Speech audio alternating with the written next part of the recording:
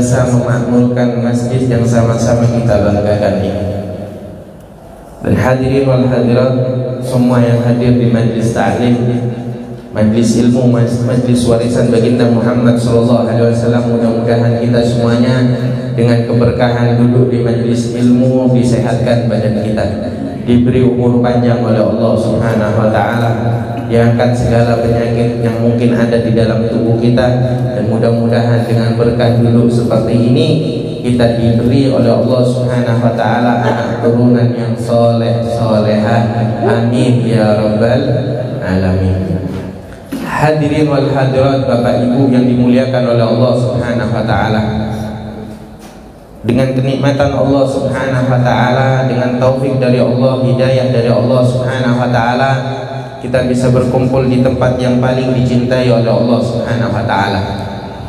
Ini tempat sebagaimana baginda Muhammad sallallahu alaihi wasallam dalam hadis yang sahih, Ar-Rasul sallallahu alaihi wasallam beliau mengatakan, ahabbul biladi ilallahi masajiduha.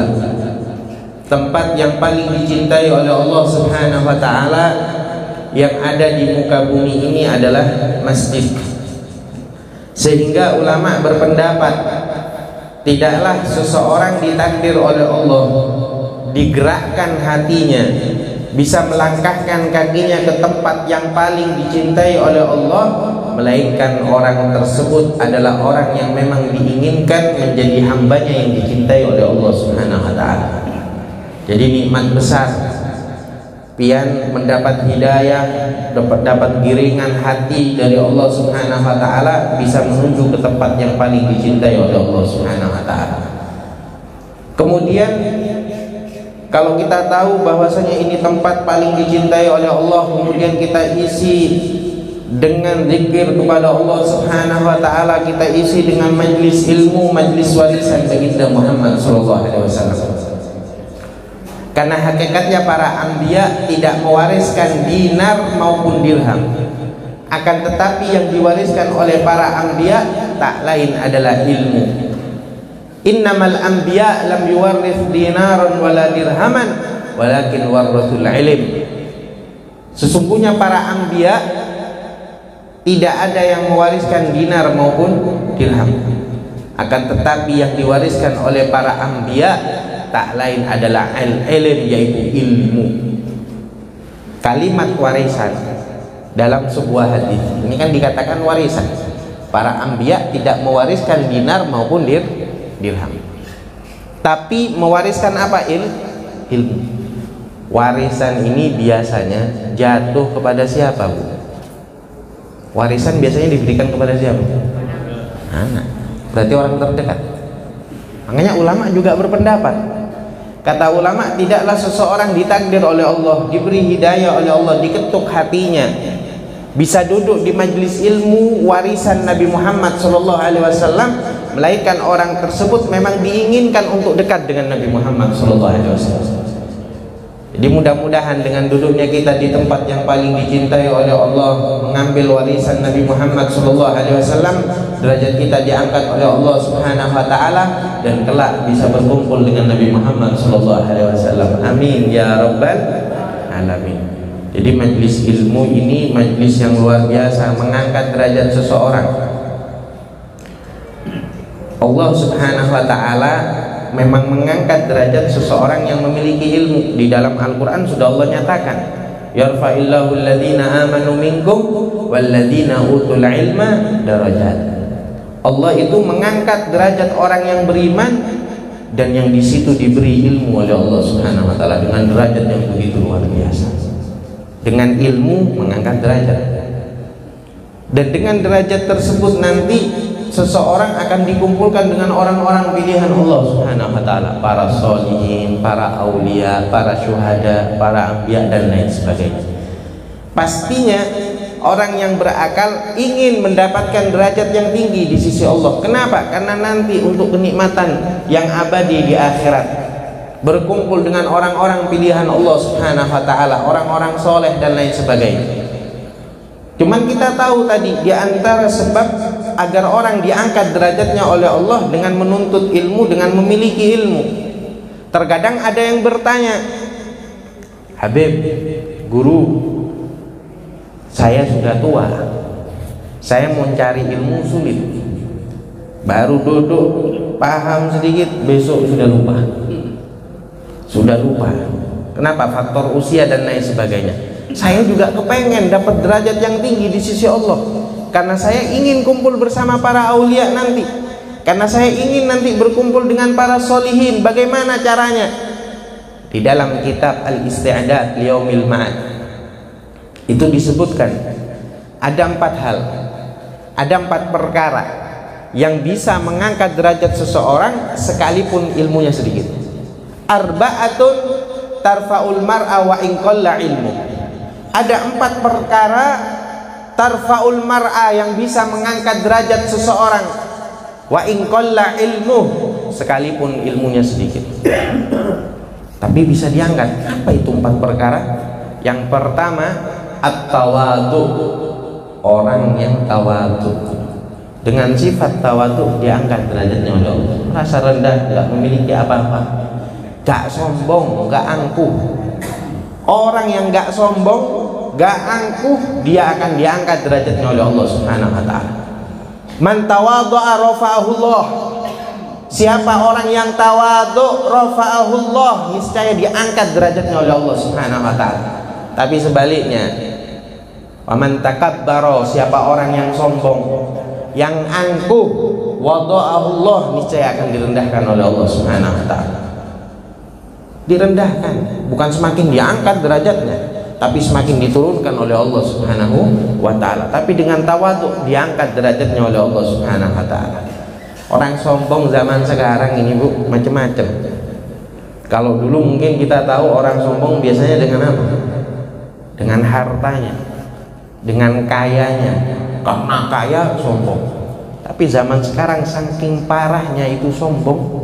Maaf, meskipun orang nggak punya juga sombong. Meskipun orang miskin juga sombong. Saking parahnya penyakit sombong. Orang sombong macam-macam, ada sombong karena kayanya, ada sombong karena jabatannya, ada sombong karena garis keturunannya, ada sombong juga karena ilmunya. Punya ilmu semakin sombong. Na'udzubillah, anggap orang lain di bawahnya. Karena dia paham ilmu agama, akhirnya mandang remeh kepada yang lain. Ini bahaya, penyakit. Makanya sombongnya harus dihilangkan. Gak bisa dipelihara. Bahkan Nabi mengatakan, la yadkhul ahadukumul jannah man kana fi qalbihi mithqala dzarrah minal kibr. Kata Nabi Muhammad, gak akan masuk surga seseorang yang di hatinya ada titik kesombongan. Bayangin dia, sampai dengan titik kesombongan menjadi sebab seseorang tidak masuk ke dalam surganya Allah Subhanahu wa ta'ala. Maka dari itu kita latih diri kita untuk menghilangkan sifat sombong. Bagaimana caranya kita tidak sombong? Ada resep agar kita bisa merenungkan setiap hari merenung. Pantas gak kita sombong? Sayyidina Ali, dalam ucapannya Sayyidina Ali ini buat renungan untuk kita. Kata Sayyidina Ali bin Abi Thalib karamallahu wajha, "Ma libni Adam wal fakhr." Aku ini heran kepada anak cucu Nabi Adam, kenapa dia sombong? Apa yang mau disebabkan untuk sombong? Dengan kayanya, dengan jabatannya, dengan ilmunya, apa yang mau disombongkan? Kata beliau, awwaluhu nutfah. Awal terciptanya manusia nutfah, air mani. Maaf, menjijikkan. Kan begitu. Seseorang ngelihat air mani gimana? Jijik. Awwaluhu nutfah. Yang mau disombongin itu apanya, kata Sayyidina Ali. Dia mau sombong karena apanya? Awaluhu nutfah, awalnya terbentuknya terciptanya karena sebab air mani. Wa akhiruhu jifa, kata Sayyidina Ali. Dan akhir dari kehidupan seseorang, kehidupan manusia, jifa, maaf, bangkai. Ini kebanyakan manusia. Meskipun ada memang orang-orang yang dipilih oleh Allah, sekalipun meninggal dunia jasadnya utuh. Siapa mereka? Para anbiya, para sholihin, para aulia dan lain sebagainya. Yang dipilih oleh Allah, jasadnya tidak dimakan oleh cacing. Tapi kebanyakan dari manusia Kalau sudah mati jadi apa, Bu? Habis, debu, nggak ada sisa. Wa ma bainahuma yahmilul azarah. Dan kata Sayyidina Ali, di antara dia hidup sampai dia mati, yang dibawa oleh anak cucu Adam ini, semua seseorang ini dari awal dia hidup sampai dia mati, yang dibawa sama apa itu? Maaf, kotoran, najasa. Baru lahir, diadanin dan lain sebagainya, biasanya ada sesuatu yang keluar. Apa itu? Bayi baru lahir, keluar emas kan? Kotoran yang keluar. Ketika meninggal dunia, dimandikan, dipijat itu perut, keluar lagi. Keluar apa? Keluar emas. Kotoran yang keluar. Makanya Sayyidina Ali itu bingung sama anak cucu Adam yang sombong itu, bingung. Ngapain sombong? Kalau nanti begitu, apa yang disombongkan? Kalau paham sama sebab terjadinya, terbentuknya seseorang, nggak mungkin sombong sudah. Karena memang sombong, hakikat kesombongan hanya dimiliki oleh Allah Subhanahu wa ta'ala. Nggak ada yang pantas untuk sombong. Al-kibriya ridai, kata Allah. Sombong itu rida'ku, selendangku. Siapa orang yang berani mengambilnya, berarti dia kurang ajar sama Allah Subhanahu wa ta'ala. Kalau sudah kurang ajar sama Allah, berarti nantang perang Allah. Kira-kira siapa yang bisa mengalahkan Allah Subhanahu wa ta'ala? Siapa yang berani merangin Allah? Ada yang mampu? Ada yang mampu, hancur semuanya. Makanya coba perhatikan, orang yang sombong pasti dihancurkan oleh Allah Subhanahu wa ta'ala. Ambil contoh Fir'aun. Ada yang tahu sama Fir'aun ya? Tahu di mana? Sudah kenal di mana? Fir'aun ini dalam sebuah riwayat ada yang mengatakan dia 500 tahun makan enak, minum enak, gak pernah sakit. Bayangin pian, makanannya enak terus, minumannya enak terus, tapi gak pernah sakit. Itu 500 tahun. Gak pernah pusing, gak pernah sakit gigi, gak pernah, apalagi sampai jantung, stroke dan lain sebagainya, gak pernah. Itu 500 tahun gak pernah sakit. Makanya orang kalau gak pernah sakit jangan sombong. Kadang ada orang gak pernah sakit nyombongin diri. Wah, kalau ulun gak pernah sakit, pian aja garingan terus. Pian jawab langsung, oh berarti pian sama kayak Fir'aun. Gak ada beda sama Fir'aun. Fir'aun gak pernah sakit 500 tahun pian, bayangin, makan enak, minum enak, gak pernah sakit. Zaman sekarang jangankan 500 tahun, umur 40 tahun makan mikir, makan kambing, takut tekanan darah. Makan gulai santan yang bersantan itu, wah mikir kolesterol takut naik, serba mikir. Ini Fir'aun 500 tahun makan enak, minum enak, gak pernah sakit. Akhirnya dia sombong, angkuh, bahkan mengkultuskan dirinya sebagai Tuhan. Orang-orang di sekitar mempercayai semuanya bahwasanya Fir'aun ini termasuk ibaratnya orang yang hebat dan pantas untuk dituhankan sama rakyatnya, tapi sombong, angkuh. Gimana? Dihancurkan oleh Allah Subhanahu wa ta'ala. Makan enak 500 tahun, hadirin merasa hebat sudah. Bahkan dalam sebuah riwayat, maaf, ke WC-nya Fir'aun itu 40 hari sekali. Kamar mandi, buang hajat 40 hari sekali.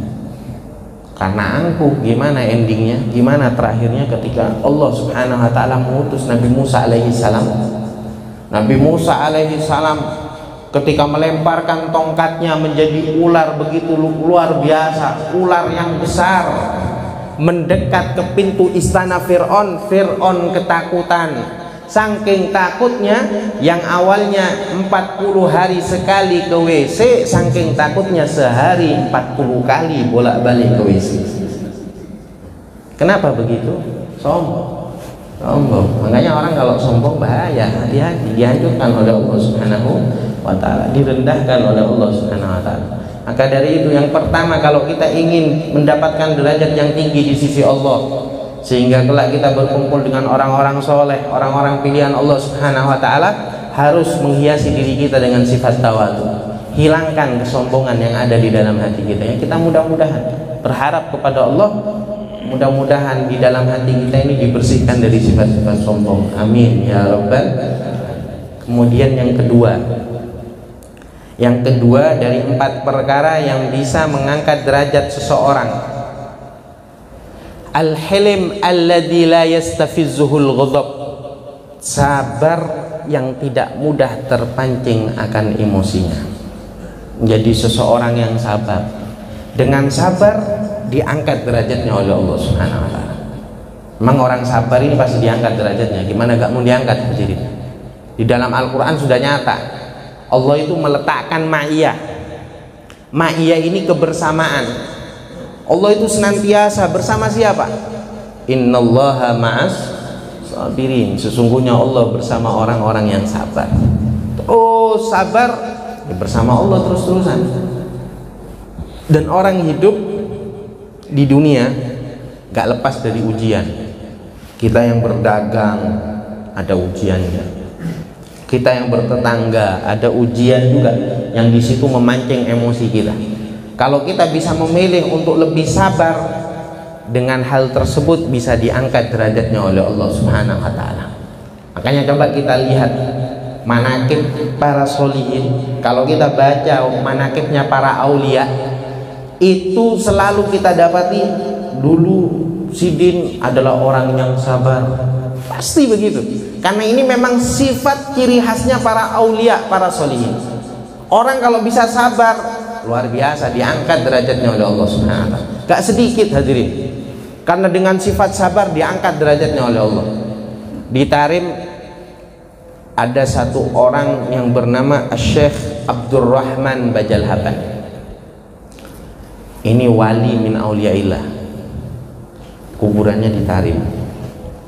Dan alhamdulillah Al-Fagir sering ziarah kepada beliau ketika menuntut ilmu di Yaman, ketika menuntut ilmu bersama Habib Umar bin Muhammad bin Salim bin Habib, sering ziarah kepada beliau. Syekh Abdurrahman Bajalhaban ini hadirin, beliau ini terkenal sangat sabar menghadapi godaan atau ujian dari istrinya. Jadi punya istri yang pemarah, marah kok, gak bisa dikasih tahu, selalu bantah kepada suaminya, tapi beliau selalu sabar. Karena memang kadang ujian dari istri ini, kalau istri sudah pemarah dan lain sebagainya, pian sabar Pak, bisa diangkat nanti derajatnya oleh Allah Subhanahu wa ta'ala. Jangan disangka kadang istrinya para orang-orang begitu, yang ibaratnya ulama, punya ilmu dan lain sebagainya, kadang istrinya lebih ganas kadang.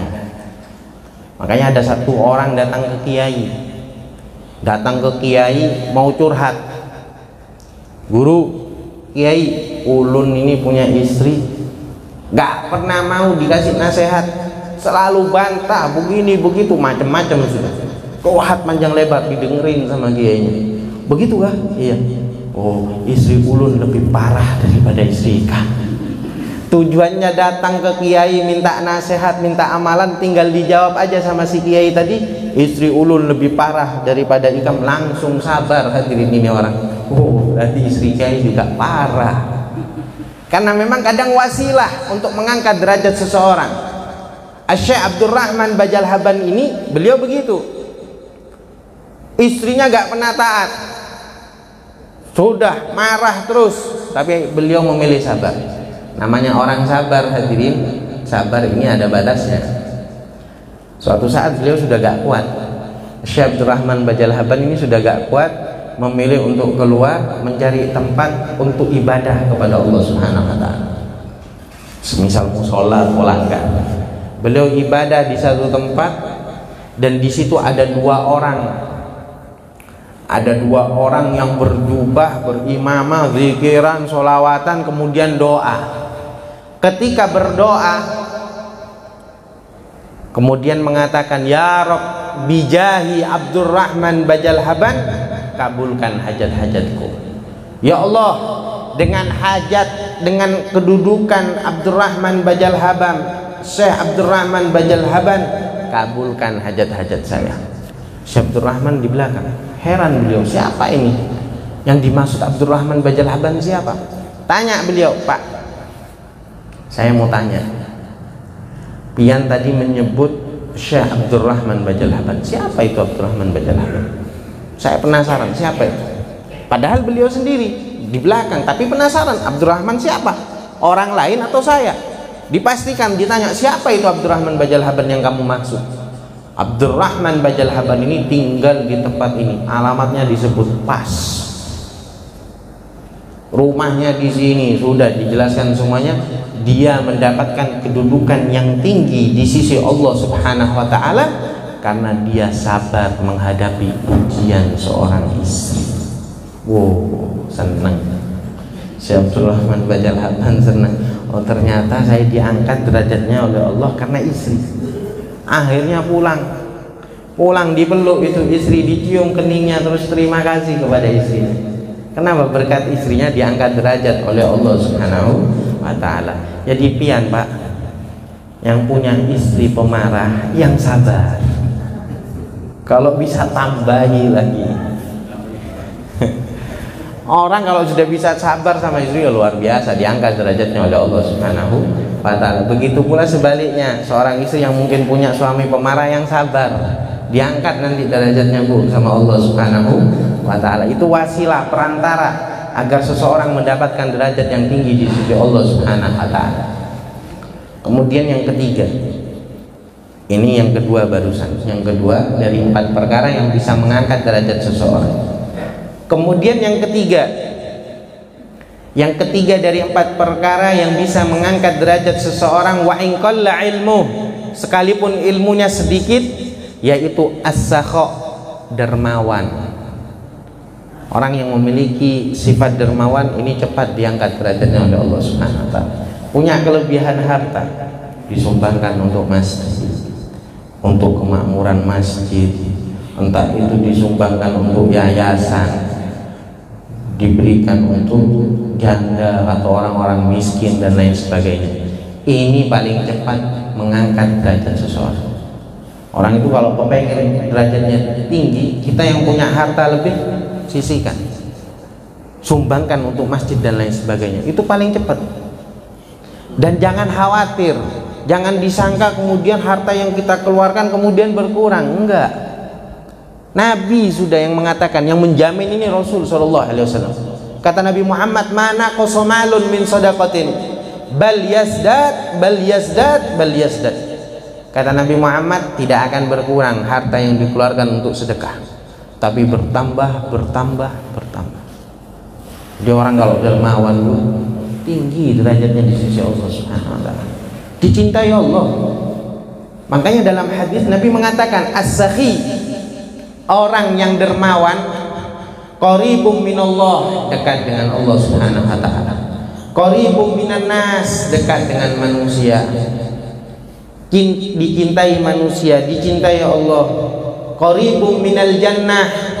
Kalau sudah dicintai Allah, dicintai manusia, dekat dengan Allah, dekat dengan manusia, dekat dengan surganya Allah Subhanahu wa Ta'ala. Kalau sudah dekat dengan surganya Allah, ba'idum minan nar, jauh dari api nerakanya Allah Subhanahu wa Ta'ala. Ini orang yang baik. Tapi sebaliknya, al-bakhil, orang yang kikir, yang seke, pamalar dan lain sebagainya, itu kata Nabi, al-bakhil ba'idum minallah, orang yang pelit jauh dari Allah Subhanahu wa Ta'ala, gak disenengin sama Allah, jauh dari Allah, ba'idum minan nas, jauh dari manusia, gak disenengin sama manusia. Kalau sudah jauh dari Allah, gak disenengin oleh Allah, jauh dari manusia, gak disenengin oleh manusia, ba'idum minal jannah, maka orang yang seperti ini, kata Nabi Muhammad, jauh dari surganya Allah Subhanahu wa Ta'ala. Kalau sudah jauh dari surganya Allah, dekatnya kemana Bu kira-kira? Qaribum minan nar, dekat ke api nerakanya Allah Subhanahu wa Ta'ala. Wa na'udzubillahi min dzalik. Dan ini di kehidupan nyata, kehidupan kita sehari-hari ini sangat fakta, nampak jelas. Tadi Nabi mengatakan orang yang dermawan itu dekat dengan Allah, dekat dengan manusia, dicintai Allah, dicintai manusia. Kemudian yang bakhil, yang pelit, jauh dari Allah, jauh dari manusia, gak disenengin Allah, gak disenengin manusia. Pian, kita ini semuanya manusia lah, manusiawi.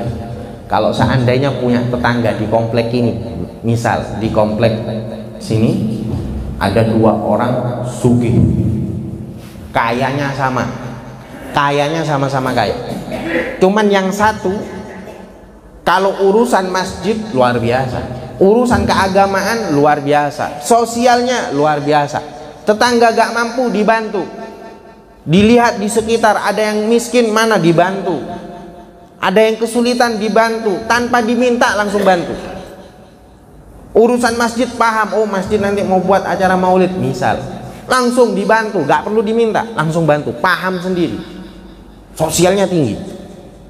Yang satu kayaknya sama juga, paham, misal di masjid ada acara maulid, gak ngeluarin sedikit pun, gak ngeluarin, diminta bahkan pelit, misal bahkan pelit.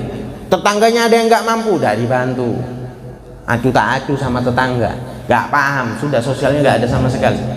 Ini Bu, biasanya, tapi insya Allah kalau di sini enggak. Biasanya itu orang dari jauh kalau ngelihat yang kaya, yang baik hati, itu seneng, biasanya sih seneng, saking senengnya sampai didoain, mudah-mudahan haji ini kaya, haji ini panjang umur, tambah kaya, panjang umur, sehat selalu. Kenapa? Bermanfaat sama yang lain. Tapi yang satu, yang pelit tadi, kaya juga tapi pelit, sekalipun diminta gak ngasih, misal dari jauh itu biasanya tetangganya sudah gak seneng ngelihatnya, sudah biasanya dalam hatinya, ini haji ya kok gak mati-mati. Gak jarang, kadang dalam hatinya sampai berdoa begitu. Kenapa?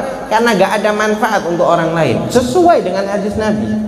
Orang yang dermawan disenangi oleh Allah, dekat dengan Allah, disenangin manusia, dekat dengan manusia. Tapi orang yang bakhil, yang kikir, jauh dari Allah Subhanahu wa ta'ala, jauh dari manusia, gak disenengin oleh Allah, gak disenengin oleh manusia. Nah, cuman sekarang kita tanya, kalau kita tanya kepada para ulama, apa sih salah satu tanda orang dermawan? Orang dermawan itu ada tandanya. Tandanya biasanya senang sama tamu, paling senang sama tamu. Kenapa? Karena nanti ada yang dikeluarkan, disuguhkan dan lain sebagainya, dijamu itu tamu. Dan ini juga subhanallah sifatnya para solihin, ciri khasnya para solihin. Orang-orang solih itu paling senang kalau ada tamu, karena dia mau khidmah sama tamu. Karena hakikatnya tamu datang ke rumah kita membawa rahmat Allah, ketika dia keluar pulang dari rumah kita menguras dosa-dosa kita. Bayangin, luar biasa tamu itu, senang sama tamu. Dulu ada seorang ulama yang bernama Ibn Mubarak. Ibn Mubarak ini orang soleh, tinggalnya di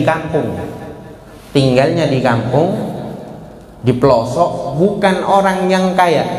Bayangin biar tinggal di kampung, bukan orang yang kaya, tapi paling senang sama tamu,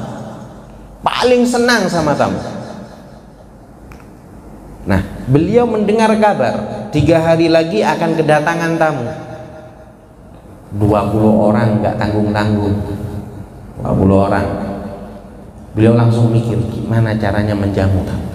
Luar biasa dermawannya. Kadang memang dilihat-lihat orang pelosok ini Bu, orang masuk orang kampung ini kadang lebih dermawan daripada orang yang ibaratnya orang kota. Kadang begitu. Dulu masih rumah biasa saja, orang dulu masih rumah biasa itu Bu. Kadang di depan rumahnya itu selalu disediakan tempat air minum. Tujuannya apa? Kalau ada orang lewat, dia kehausan tinggal minum. Biasanya kan begitu, dulu begitu. Kalau di Jawa itu kendi, biasanya kendi, pasang galon lah. Biasanya begitu, orang kalau lewat musafir, dia kehausan tinggal minum. Ini air musabbal namanya. Air yang memang disedekahkan, siapa saja lewat boleh minum tanpa permisi lagi sudah. Itu orang dulu, rumahnya jelek-jelek, kayu dan lain sebagainya. Rumah biasa sudah, rumah gubuk dan lain sebagainya. Tapi jiwanya luar biasa, kaya hati. Sekarang rumah beton semuanya. Saya gak pernah ngelihat lagi sudah ada air di depan, itu gak ada. Galon di depan gak ada. Seharusnya jangan galon lagi sudah. Rumahnya beton, lantai 2 harusnya jangan galon. Kulkas taruh di depan. Kulkas taruh di depan, isi itu teh botol sosro, teh pucuk, apa lagi, susu ultra, macam-macam sudah, Indomil dan lain sebagainya. Saya yakin Bu, habis. Jangankan minumannya yang habis, kulkasnya juga habis. Kulkasnya habis. Jadi kulkas sandal di masjid sering hilang, apalagi kulkas di pinggir jalan. Nah, orang dulu itu dermawannya luar biasa. Ini Ibn Mubarak luar biasa, gak punya apa-apa, gak kaya. Ketika mendengar kabar 20 orang akan datang ke rumahnya bertamu kepadanya, langsung dipikir bagaimana caranya menjamu tamu. Bagaimana caranya menjamu tamu. Alhasil beliau tanya kepada istrinya, Ibn Mubarak tanya kepada istrinya, istriku, ini 3 hari lagi kita kedatangan tamu. Kita mau jamu apa tamu kita? Mau kita suguhin apa tamu-tamu kita? Kata istrinya, Mas, kita udah gak punya apa-apa lagi Mas, habis semuanya Mas, gak punya apa-apa lagi, habis. Tapi Ibn Mubarak mikir, terus dipikir, dilihat di sekitar rumahnya ternyata masih ada 1 ekor kuda yang biasa digunakan sebagai kendaraan beliau. Akhirnya beliau bilang, istriku, ternyata kita masih punya kuda 1. Bagaimana kalau kuda kita sembelih? Kuda kita sembelih, kita masak, kita suguhkan untuk tamu-tamu kita. Langsung menjerit Bu. Kata istrinya apa? Mas, itu kuda harta satu-satunya milik kita. Kalau pian sembelih Mas, habis sudah gak punya apa-apa. Kalau pian masih ngotot untuk nyembelih kuda tersebut, mending pian ceraikan aku, pulangkan aku ke rumah orang tua. Waduh, ini kadang ujian Bu. Kadang suami baik dermawan, kadang diuji sama istri, atau sebaliknya. Kadang seorang istri dapat ujian dari suami dan istri. Ini diuji sampai mengeluarkan kalimat seperti itu, minta cerai. Karena urusan dermawannya seorang suami ini gak boleh dalam syariat. Gak boleh seorang istri meminta cerai dan lain sebagainya. Tapi beliau sabar. Namanya orang wali, kekasihnya Allah, selalu kehidupannya, setiap perkaranya dipasrahkan kepada Allah. Beliau istikharah. Ibn Mubarak ini istikharah, minta petunjuk kepada Allah. Kira-kira bagus mana yang lebih bagus, menjamu tamu atau menceraikan istri, memulangkan istri ke rumah orang tuanya? Istikharah hasilnya keluar apa? Menceraikan istri, memulangkan istri ke rumahnya, kemudian menyembelih kuda, menjamu tamu yang hadir ke rumahnya. Cuman sebelum saya lanjut, jangan ditiru Pak ya, bahaya Pak. Lain ini makumnya lain Ibn Mubarak. Cuman di dalam cerita ini penuh akan hikmah. Kita jangan niru caranya, tapi hikmahnya kita ambil. Apa itu hikmahnya? Karena beliau ini orang pilihan sudah, semuanya dipasrahkan kepada Allah, istikharah. Akhirnya diceraikan istri-istri, dipulangkan, disembelih kuda. Ini di dalam kitab Jawahir Lu'lu'iyah diceritakan. Syarah Arba'in An-Nawawiyah. Sudah disembelih kuda, tamu datang 20 orang, makan enak semuanya, lahap, makan enak semuanya. Permisi, pamit pulang kepada Ibn Mubarak setelah makan. Ibn Mubarak, terima kasih banyak, saya pamit pulang, kami ini mau pulang, mau meneruskan perjalanan. Akramakumullah, akramas sholihin. Mudah-mudahan pian dimuliakan oleh Allah sebagaimana orang-orang soleh dimuliakan oleh Allah Subhanahu wa taala. Amin, kata Ibn Mubarak. Semuanya pulang 20 orang. Ibn Mubarak masuk ke dalam rumah. Ketika masuk ke dalam rumah, tolah-toleh toleh kanan, toleh kiri. Toleh kanan dilihat, kuda sudah habis. Toleh kiri, istri pun habis. Habis semuanya, gak ada semuanya. Tapi beliau sabar. Beliau sabar, tawakal, kemudian zikiran dan lain sebagainya. Dapat 3 hari, ada satu orang kaya raya datang kepada beliau, datang kepada Ibn Mubarak. Kemudian mengatakan kepada Ibn Mubarak, wahai Ibn Mubarak, saya dengar kabar katanya Pian ini sudah cerai sama istrinya. Benar kabar tersebut? Dijawab sama Ibn Mubarak, iya bujur, iya benar. Bagaimana kalau Pian nikah dengan anak saya, anak perempuan saya yang berumur 21 tahun. Cantik, putih nih Pak. Bayangin orang ditawarin anak umur 21 tahun. Tapi apa jawaban Ibn Mubarak?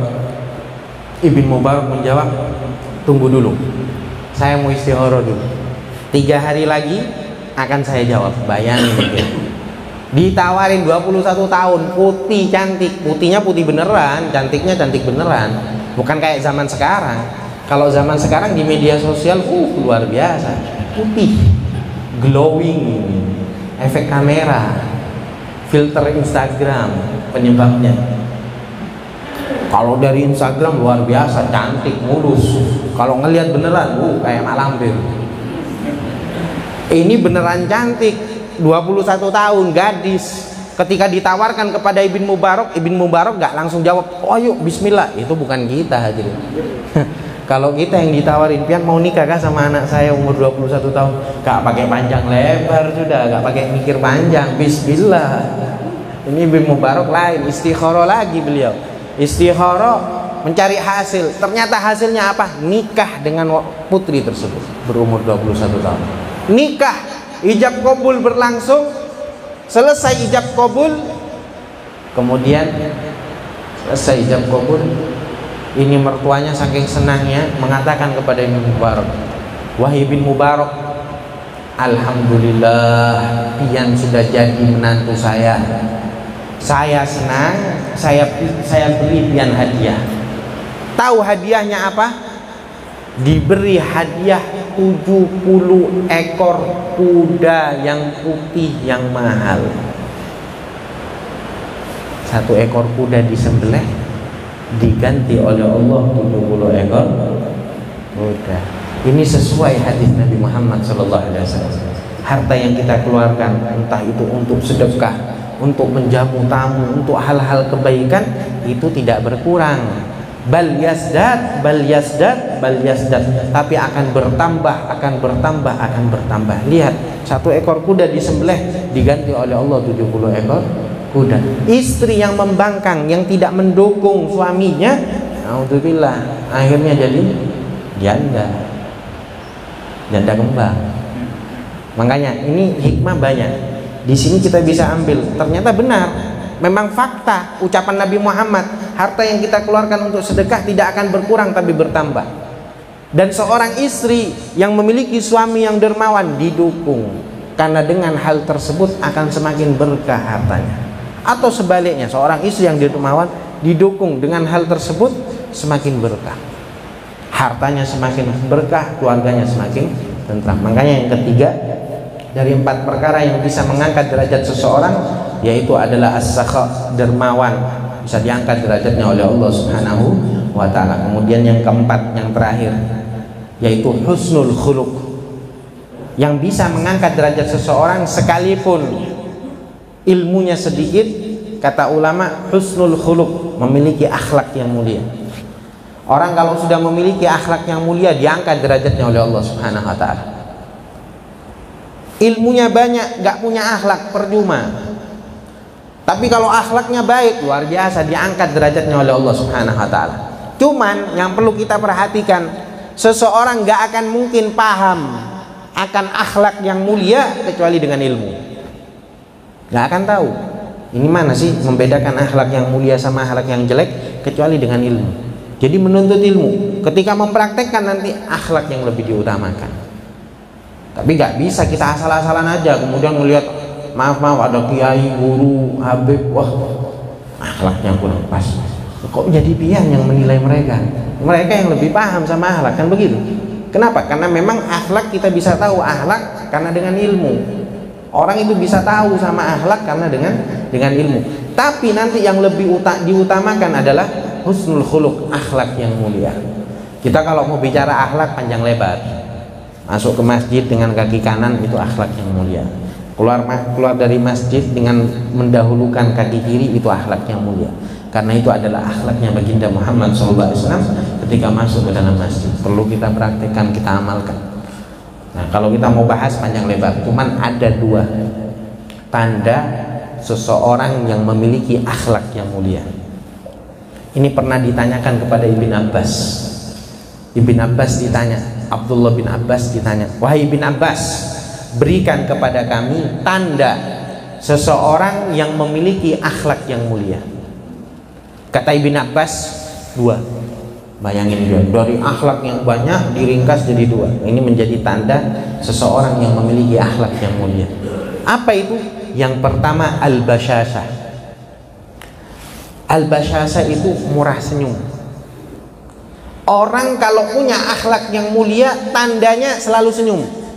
Ketemu sama orang, berjumpa sama seseorang, senyum. Ini akhlak yang mulia. Dan senyuman jangan diremehkan. Nabi yang mengatakan dalam hadis yang sahih, la tahqiranna minal ma'rufi syai'an walau antal qa akhaka biwajhin taliq. Kata Nabi Muhammad, jangan remehkan kebaikan sedikit pun sekalipun engkau memberikan senyuman kepada saudara. Senyuman.